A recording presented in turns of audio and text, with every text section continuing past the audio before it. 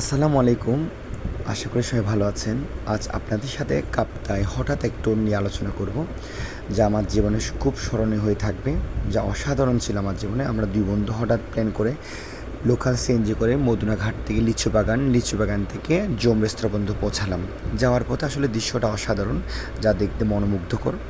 যাইতে আমরা আসলে পৌঁছে গেলাম জোম রেস্তোরাঁর পাশেই প্যারাডাইস রেস্টুরেন্টে উঠলাম। সত্যি বলতে রেস্টুরেন্ট অসাধারণ। রেস্টুরেন্টটা থেকে আপনি যে ভিউটা দেখবেন, যা আসলে মনোমুগ্ধকর। নিচের দিকে তাকিয়ে দেখি কাইকিং চলছে, যা আমাদের অনেক আগে থেকে অনেক ইচ্ছে ছিল, যা আমরা কখনোই করিনি। তাই চিন্তা করতে করতে নেমে পড়লাম। ১ ঘন্টার জন্য ২০০ টাকা দিয়ে ভাড়া করলাম। বৃষ্টি হওয়ার কারণে লেক একটু উত্তাল ছিল, তারপর আমাদের অনেক ভালো লাগছে এই প্রথম, তাই আমাদের মুখের হাসি কোনো কমতি ছিল না। আমরা অনেক ঘুরলাম, আসলে অনেক মজা করলাম। ঘুরে এবার ফিরে আসলাম অনেকক্ষণ পর। আসলে এইরকম একটা দিন, অনেক দিন পর এরকম একটা দিন পার করলাম। অবশেষে আমাদের সময় শেষ, এবার যাওয়ার পালা। এবার ২ বন্ধু হাঁটতে হাঁটতে গাড়ির জন্য অপেক্ষা, কারণ আবার লোকাল গাড়িতেই আসতে হবে। এবার গাড়ির জন্য জোম রেস্তোরাঁর এখানে গিয়ে সিএনজি নিয়ে আবার ফিরে আসলাম। দিনটা ভালোই